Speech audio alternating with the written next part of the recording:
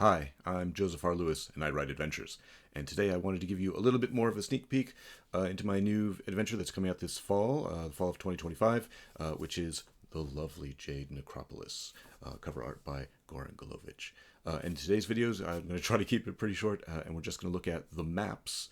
These would be the GM-facing maps, not the player-facing maps, which will be available with the VTT assets. But I just wanted to show you what the areas look like and what kind of spaces you'll be exploring and what's in them. So let's dive into the maps of the lovely Jade Necropolis. So here is our first map. This is the Wasteland. It's a bit of a point crawl as you approach the lovely Jade Necropolis. And as you can see, we have about a dozen locations here. And I've arranged them, I've described them as being 3-ish hours apart with the intention that you would have the opportunity to sleep in the Wasteland before you get there, all the way to the Necropolis.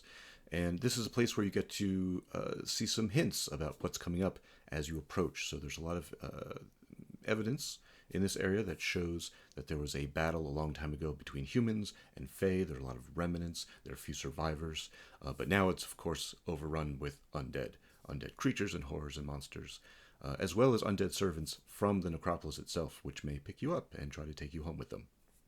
As the players approach the necropolis, at the top of the screen there are kind of two tracks. If they lean heavily in one direction or the other, they will see more evidence of the Fae and what the Fae have been doing or did 100 years ago. And on the other side, they will see more evidence of the undead and what they are currently doing. They were not present 100 years ago. That was mostly just humans who are very dead and now undead. All right, our next map here is the west wing of the necropolis or palace. And as you can see on the right side of your screen, there's sort of a cluster, a dense area, and that's where there's a lot of looping and a lot of rooms to explore, and that's where one of the necromancers and his various undead servants are mostly spending their time, and you can explore and interact with those. There's a lot more social stuff to do there as well, and things to find and traps to get into. And then as you can see towards the left-hand side, it starts to spiral into all these small chambers, and this is a tomb complex where the players will be descending into an area full of undead and slightly undead and almost undead creatures. There's also more stuff to explore, more traps, and a couple hidden areas that you GMs can see. And this terminates in a couple of rooms where there's lots of undead and also access to the Labyrinth that is below the complex. Our third map here is the Citadel. This is the central complex of the lovely Jade Necropolis. And this is where the second of our necromancers has set up shop. And again, you can see it's a lot of clumping and circular looping areas, so you can move around in whatever directions you want. There are some small hidden areas in the center that the players can discover, but mostly this is where the necromancer general is trying to set up her army. There's also a lot of remnants here from the old human kingdom, which are still lying around, which you can find. There's also some other cultists who have just shown up and set up shop, and more blatant evidence that there are other forces at work, both the Fae and some strange creatures who are not related to anything else. Our fourth map here is the east wing of the palace of the necropolis, and this is an area that is mostly still controlled by Fae, so that we have your elves and your goblins, trolls, hags, and pixies. And they're somewhat in hiding and somewhat actively at war with the undead in the other sections of the palace.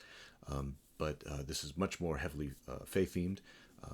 The Fae are ruled by the Twilight Empress Zenobia, and she is trying to reclaim the entirety of the necropolis for her people.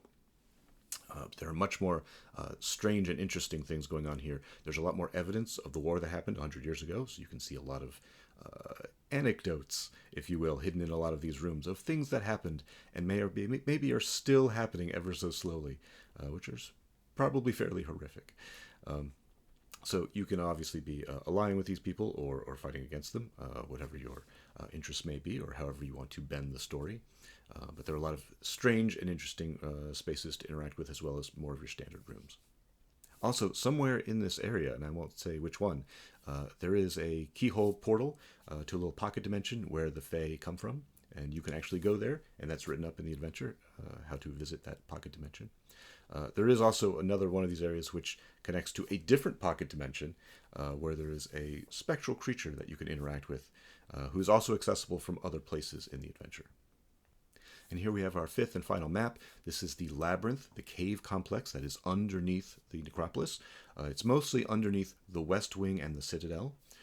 It has at least 3 ways to get up and down into it from different places. So hopefully your players find at least one of those. There's 4. There's 4 ways in and out of this complex. And this is a place that has undead, and it has some fae. It also has some dragons, because what's a dungeon without some dragons? So we have some small dragons. We have drakes, wingless dragons that are about the size of a tiger, prowling around, which are pretty dangerous, and they want to eat your magic users, as well as magic items and magic stuff that makes them stronger. There's also tiny dragon wormlings, and there's some dead dragons as well, just to hang out that you can talk to. So that's it for this week. I just wanted to give you a quick little sneak peek at some of these maps, what's going on in the lovely Jade Necropolis. Hopefully it got you a little bit interested in all these spaces. There's about 100 locations. There's many factions. There's lots of NPCs to talk to. There's lots of monsters to fight. Lots of bespoke treasure and magic items to be discovered and used. And once again, here at the end, I'm trying to plug things. It's for Shadow Dark and Old School Essentials and Cairn. The main writing is somewhat system neutral, and then it has system-specific guides and bestiaries, which are just 2 pages. Very easy for you to run all the content using that little guide. So I think it works pretty well. We've had a lot of fun in playtesting, and it will be out in just a couple weeks now here in the fall of 2025. So I hope you're looking forward to that, and until next time, good luck out there.